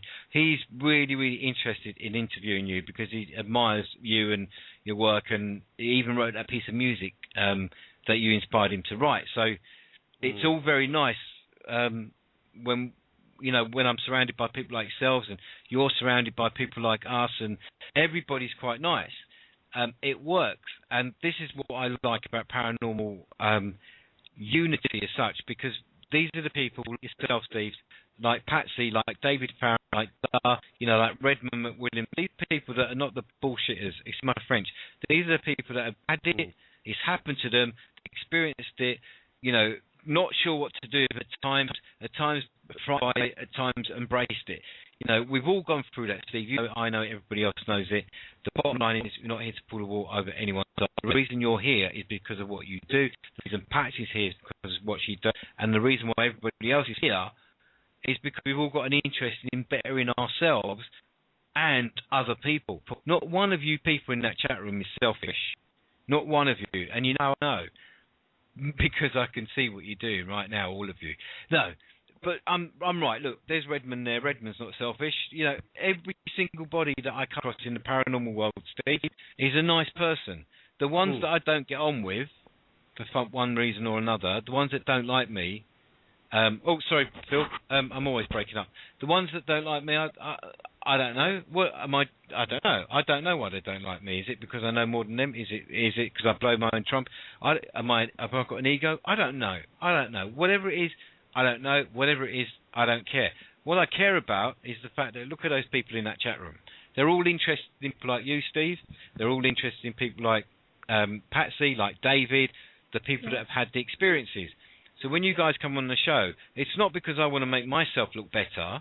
It's because I want to share what you guys have got, and that's your knowledge and your experience with everybody that cared to listen. That's it. So, Steve, I'm really grateful that you've come on board tonight. Totally unexpected. Got a bit of a lump in my throat, actually, but there you go, mate. And Patsy Langley, of course, you know, seasoned professional. Yeah. Paranormal investigator for many years, medium. You know, you guys, what are you doing in this tiny little radio station? Hello, Mickey. Yeah. You need big radio stations. You know, you need the publicity, and that's what we're here for. We're here to share it out and give you, give you a little side of that. So, Mickey, what would you like to ask about the Highgate Vampire? Well, we've got half an hour left, so that brings us on nicely to that one. I'm going to see if we've got Sally back on live. Let's see if we've got you back, Sally. Hello. How you doing, Sally?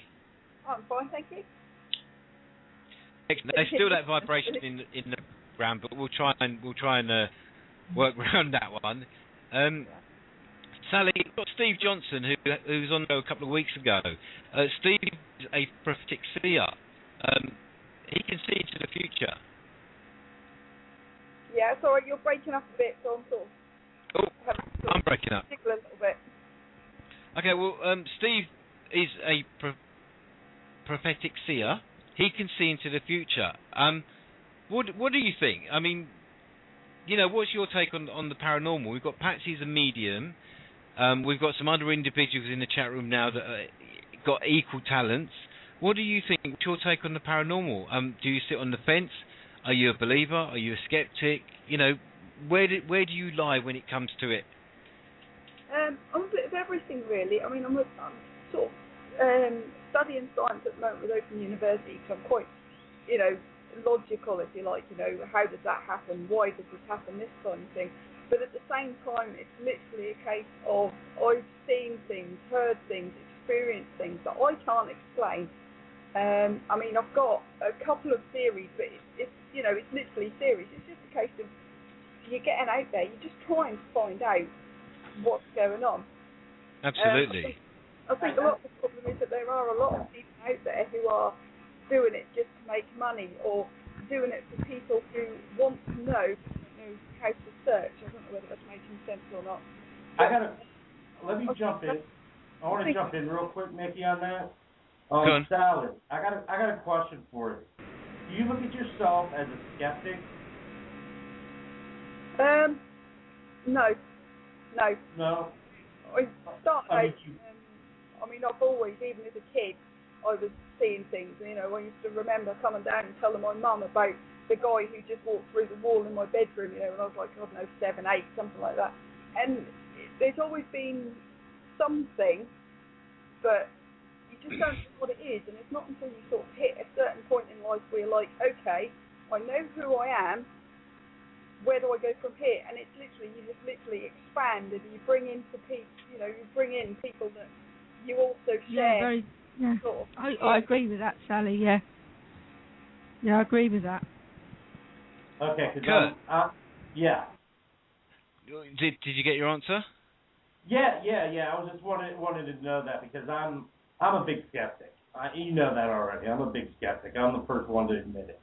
I'm a big skeptic, but I keep an open mind 10% of the time because there's more out there. But I mean, we've already hit this before about all the shows out there now and all that are really doing more damage than good, I think, for paranormal investigation, parapsychologists, etc. that, you know, it kind of just made it kind of turned me off a little bit to, you know, the believability of some of this paranormal stuff. Because, like, you know, Mickey, you were telling me that, again, you're just getting the highlights of a show of about a week's worth of investigation. You're getting bits and pieces put together, you know, kind of like into it to complete a whole show to make it look like a house is full-on haunted. Well, in reality is, I mean, there could have been a million little things happening that could be explained away, you know? I mean, it all depends. I mean, that's the thing. With what's being portrayed out there at the moment. I mean, everyone wants to do things different. Everyone wants to be the number one team. I don't want to be the number one team. We don't want to be the number one team. We just want to be amongst the whole big picture that is the number one team. We want to be part of something that's unique, and that is unity. You know, when people go around preaching para-unity, what the hell? I mean, come on. Para-unity is not like, you know, you don't just gather up a few of you know, this, look, the bottom line is we did something with a couple of groups. They didn't like what we did. We didn't like what they did. We had justifiable grounds for doing what we did. They had grounds for doing what they did, apparently. But the crap that goes on a year now down the line, I mean, I haven't got time to mess about with looking through people's past and history. Type in my name. There's bloody 168 pages on Google on my name. You know, yeah, of course you're going to find out what school I go to. Of course you're going to find out how many times I've done a dump on a Friday morning. But why is that so important? Why don't you go and find out who the guy is that's in the frigging bunker that we spoke to? Why don't you do something quite practical that's of interest to everyone instead of trying to make someone look smaller than what they actually are? You can't do it. You can't take away my experience, fella. No matter how much you think, you just can't take away my experience. It doesn't matter how much you walk the walk. At the end of it, it's the proof. You come up with the proof, you show us the proof, and there you go. Oh, and I hear them saying, oh, you haven't put any proof out there lately. Well, this is the problem. When we did paranormal shows, everyone was like, these guys think they're TV wannabes. They want to do paranormal TV shows. No, we don't. I just got hold of some software which I paid for, and I thought I'd put some clips together to give people an idea what we do. That's it. I don't want fame. If anyone notices, I'm always the one behind the camera. So for those observant of investigators from our rival groups that are hating us, you know, you haven't even noticed I'm the one behind the cameras, dude. You hardly ever see me in there. And not only that, but you hardly ever see me touching the equipment as well. Not only that, but some of these guys have witnessed some of the stuff that we've done as well. So I'm not going to say any more because the proof is all out there, and that's what we're about, the proof. So the bottom line is, I don't give a monkey's what they want. I really don't care. But when we don't put out videos, they've got nothing to moan about, and they sit there waiting for our new videos to come out. So I put that girl fowl, I don't know if a few of you saw it, but the paranormal girl fowl, I put that one out there just to give them something to talk about. And, you know, trust me, it got back to me very quickly. I'm trying to have a bit of fun in the time that I've got in between when I'm working. I'm allowed to do that. You know, there's people like Steve that has a family, he's allowed to do that. And there are times when everybody knows that we look at our evidence under a microscope. Sometimes it takes me 3 or 4 weeks, months even, to analyse it, and then I throw it over to the team, and then I send it off to a few other people. A lot of you know that I sent you evidence sometimes for your advice. And then when it comes back to me, I don't give them the Mickey Gocool definitive answer to what it is. I give you the version that my team are putting to me. My team are the professional people, not me. I'm just a spokesman for the team. So when it comes to giving it all that and say, yeah, this guy, you know, just go and do your research, and you'll find that we actually do things the way an organisation should be done. You know, give people a job, let them do their job. It's as simple as that. And they're great at it. They do the job. They come back with evidence when we get it. And if we don't get it, well, what's the point of putting it on YouTube? It's just another 3 or 4 hours of my wasted time putting something up on YouTube for what? So somebody can turn around and say, oh, this ain't evidence, is it? Well, exactly. So, you know, do us a favour. Give us a break. Let us do our jobs. You go and do your jobs. That's it. If you don't like us, fair enough. But one thing I did notice, and that was really quite funny, almost recently, the groups that hated us recruited. When I say recruited, literally everybody that we've had a problem with, or anyone we fired, or anyone we stopped working with, they brought them together and did a paranormal investigation of all our... But listen to this, the mentality. This is the mentality, right? Listen to this. The mentality, Kurt, is this. Yeah, let's rally round together and show solidarity. No, it was not, because in reality, all you did was pick up our rejects. That's all you did. Because nobody else wanted to know. No one else wanted to know, dude. That's the shit. Like, if I want to start a group and I hear they've been kicked out of your group, because the word comes down comes down the vine. And word comes down. And like, what the fuck am I saying? Oh, I'm sorry, Patsy. I apologize, Patsy. I'm sorry. What the fudge do I think bringing these people in this group? I'm like, they're the region. They're the land of broken toys. The TV show from the Christmas time. The land of they're from the land of broken toys. Let them get together and create their own group. But why would you want to taint? And I'm being serious on this. Why would you want to taint your group with somebody that's been a reject from another group, a solid group at that? Why would you want to taint your group? But I guess people out there, who knows? People are idiots. Let me tell you now. Let me tell you something now. Every one of my team has witnessed faking to a degree. Every one of my team has witnessed faking, not by us, but stuff that has been pointed out to us, stuff that we've witnessed. Now, that's not my problem. That's somebody else's problem. And if you're going to do something and try and blag it in front of a group of seasoned professional paranormal investigators, then you're going to come unstuck. And that put us in a really bad position. That really put us in a bad position. That's all I'm going to say, because we're sitting there thinking, oh my God, I can't believe this is taking place. But the bottom line is, we all know where loyalty lies. That's all I'm going to say. Yeah. Steve. Yo. When it comes to evidence, nobody messes with you, do they? Yes. I'll give you that much evidence, mate. Your head will spin. I'll do it to everybody. Well, and this is it. I knew, as I said to you before, I knew when I had my epiphany when I was 30, and this thing wasn't going to go away. So I know how cynical people are, and I know how the world is. So I knew, with the outrageous claims that I was making, I've got to unequivocally 100% prove what I say, which is why I went after a parapsychologist to get it all dated and logged and time-stamped, etc. Absolutely, absolutely, Steve. So and when we do it, we get knocked. When we go to the press and we go to parapsychologists and we say, do me a favour, mate, we don't know what's going on here. Can you come and help us out a little bit here? Because this shouldn't be happening. Like you, Steve, we go and seek help because we believe that we want some information too. We want to know what's going on too, don't we? Well, Mickey, I've had professors of psychology running away from me. They won't talk to me because I'll give them sheet after sheet of evidence, and they just can't deal with it, so they just run away. It's the same with a couple of weeks ago, for instance. There was something on the This Morning show, on ITV. Yeah. Did you see that? It was their Paranormal week. Yes, I saw clips of it, yeah. They had Ken Roach was, what was the guy from Coronation Street? Ken Barlow, I don't know what his actual name is. That's his character. I think it may be Ken Roach, possibly, yeah. Like that. He was on with a woman who speaks to communicates psychically with his dogs. Fine, but you can't prove that. There was another woman on who gets visited by aliens and has sex with one of them.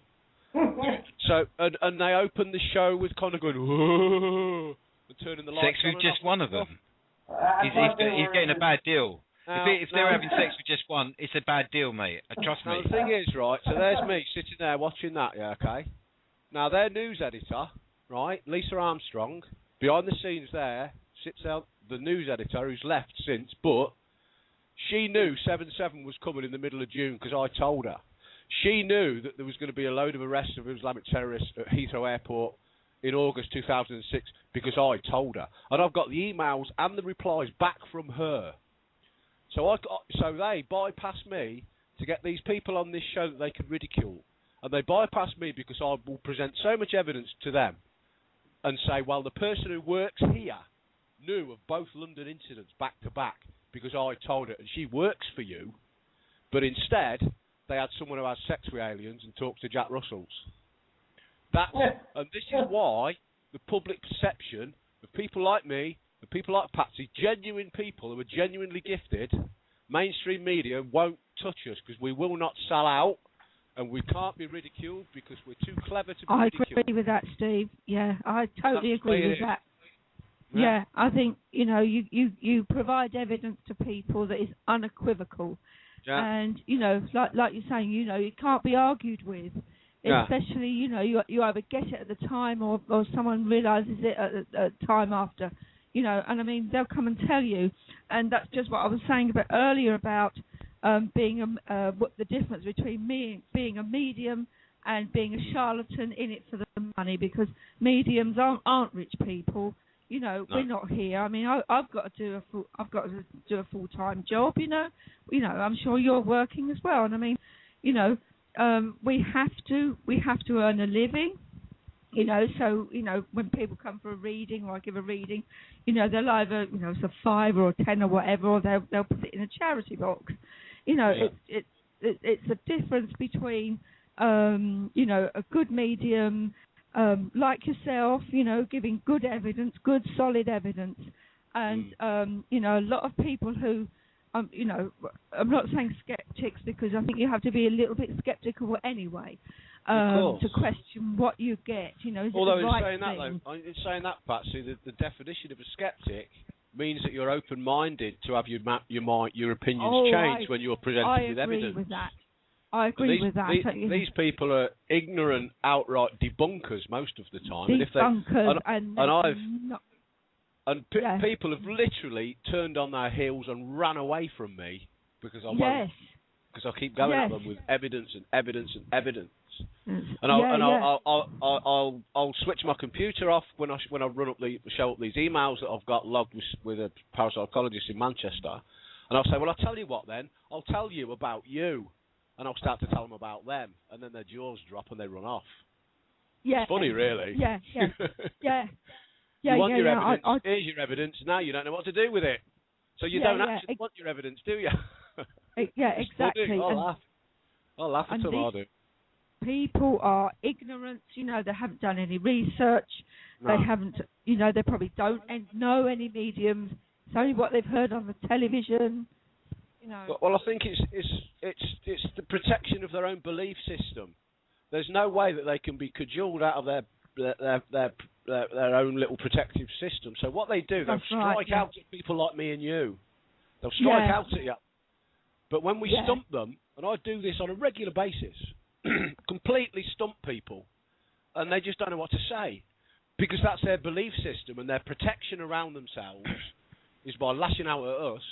You now can't, because I've just punched you straight back in the face, and there's nothing you can do about that. Exactly. And they don't know what to do. Exactly.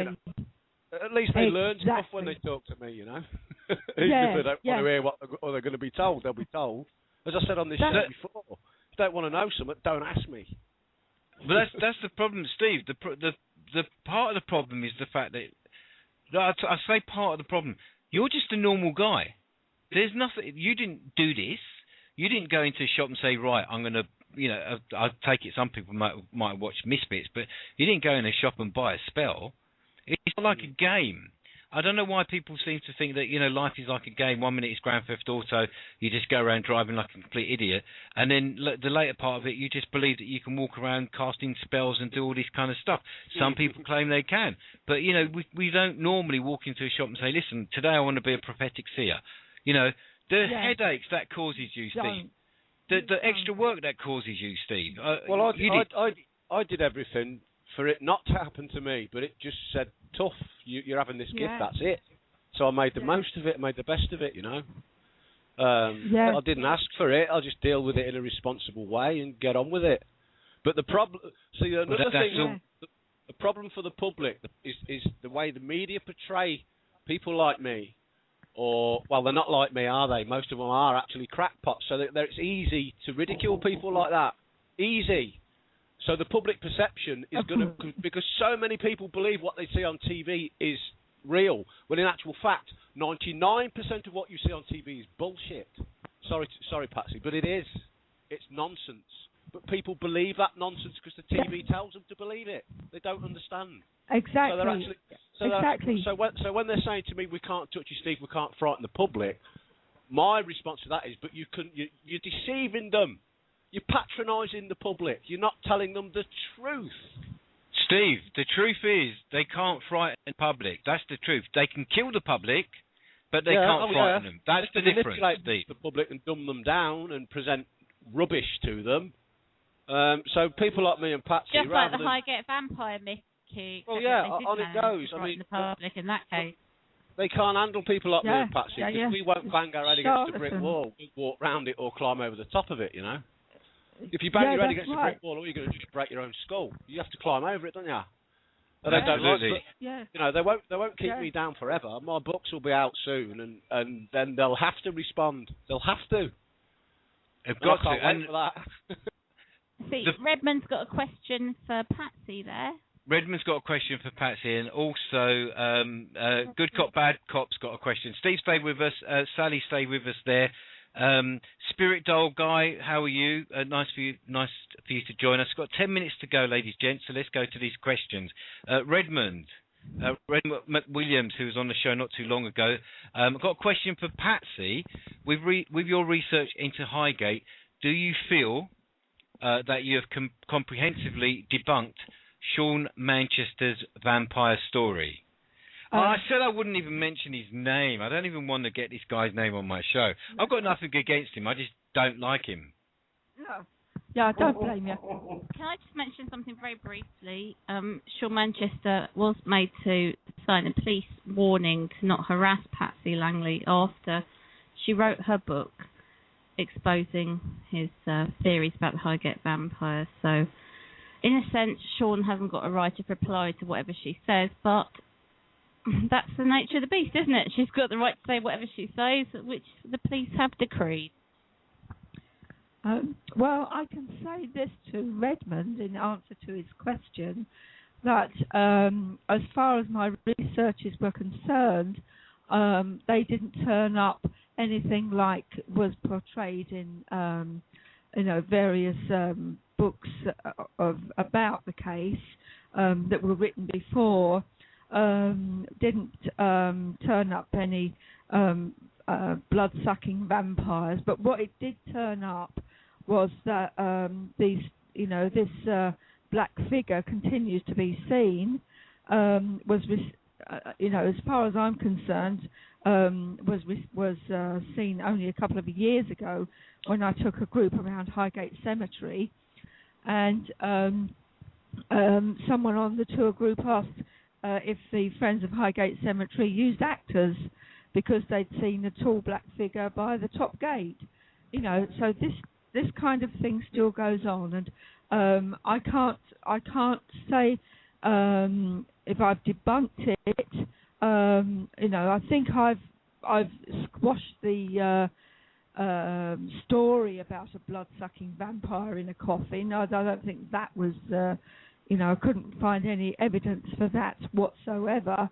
After 3 years of extensive research, but I did find evidence of people making films, and as late as 1979, police were still patrolling around the cemetery, and they did pick up someone for being drunk who claimed to be Count Dracula, and he went to court and was fined £4, which was a lot of money in 1979, and who claimed, so even as late as that, people were claiming to be Count Dracula, and to be quite honest, I think they were fantasists. Yeah, like most people these days, when the difference is obviously in those days there wasn't so much entertainment, so anyone was gullible, really. If you knew somebody that saw something, 9 times out of 10 they wouldn't really tell you. They'd be too shy. When we saw I think it's the very same figure that we saw at Highgate. You know, the first thing we did, we arranged a meeting with David Farrant and Della. The first time we met the lovely Della, and you know, we were actually quite nervous being in their home, talking to them about what we didn't really want to talk about. But this was the only guy we could speak to, because who else has had experience with Highgate Cemetery or the phenomena that's been reported there? And well, David Farrant. Certainly no one else has made themselves available to us when we were doing our research or anything else. But there you go. Very quickly, I've got another question for you, Patsy. Have you ever seen or encountered an energy? There was a question there in forward I can't find, but where is it? Yeah, have you yourself encountered an energy? Yes, several times. I think whoever it was asking, thank you for asking the question, about a beyond Earth energy. I think I did once, a long time ago. I was visiting my friend in Burnley, and she was going off to a conference somewhere in Blackpool, and I decided I really didn't want to go. I'd rather stay home. And so I stayed home, and I was in the bedroom reading, and the room filled with absolute light, but it wasn't dazzling. And as I looked up, there were two entities, light entities, in profile in the room with bean-shaped heads. And when my friend came home, I told her about it, and she said, "Oh, you've seen them then?" Yeah. Wow. She said you've seen them. Yeah. You know, you've seen them then. I said, "Well, what are they?" And she said, they're my alien visitors. So that's wow. That's my only claim to have had a non-Earth-like energy. But I have to say this: when my mum died about 18 months ago, and a week before she died, she was bedridden and she had to have carers and everything. And it was late at night. It was 10 o'clock at night. The carers had just gone, and just sitting on the sofa. You know, my brother had just made a cup of tea. You know, everybody. My mum was in bed, and I saw coming from my mum's bedroom door an energy. It looked a bit like, you know, like the Sandyman on the Sandyman port, Mickey. You know, that thing with a cloak. Well, not personally, but I've seen him in the shops. Yeah, the liquor. It looked like that, and it had a deathly white face, but it grinned at me. But it wasn't a kind of evil grin. It was a very happy grin. And I thought, you know, what have I just seen there? And Redmond McWilliams on a night out. That's what. Yeah. And it just disappeared. You know, it just melted away. And a week later, my mum died, and I really believe that was either, you know, an angel or something like that, you know, ready for her to go. You know, I mean, there's also other instances, you know, too numerous to mention here because of time constraints. But yes, certainly, you know, energies are very much part of my life, and you know, and I've even seen phantasms of the living as well. Oh gosh, you know. We'll have to get you back on the show for some more, I think, and also with Della. Very quickly, before we start to say our byes, don't go anywhere, guys. We've got a caller, so I just want to find out who the caller is. Caller, you're through? Hello. Can you hear us? Hi, who are we speaking to? It's Spirit Doll. It's Spirit Doll guy. How you doing? You all right? I am doing all right. Good stuff. Well, we've got a few minutes left. So, what did you think of the show so far?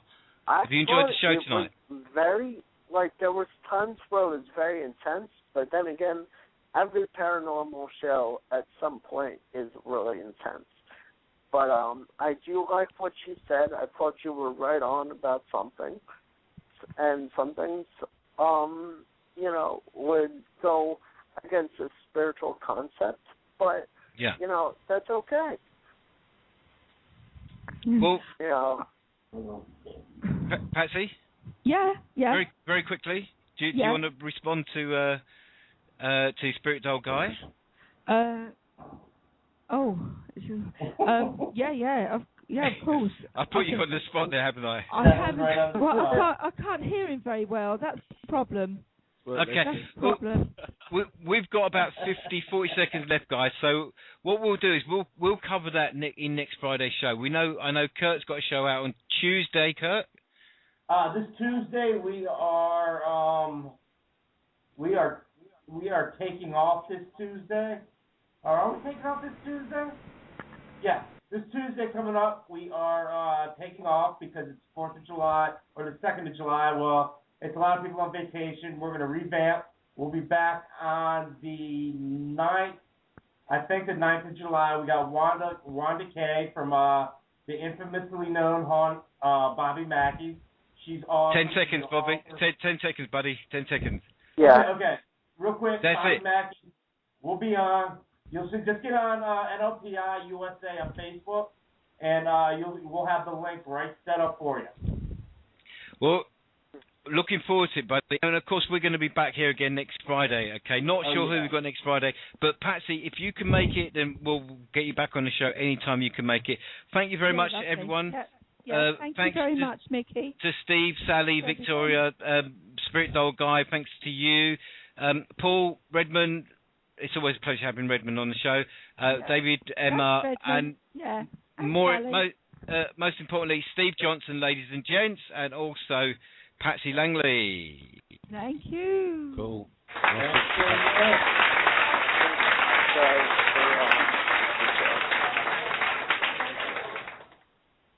That's it. This is NLPI Radio.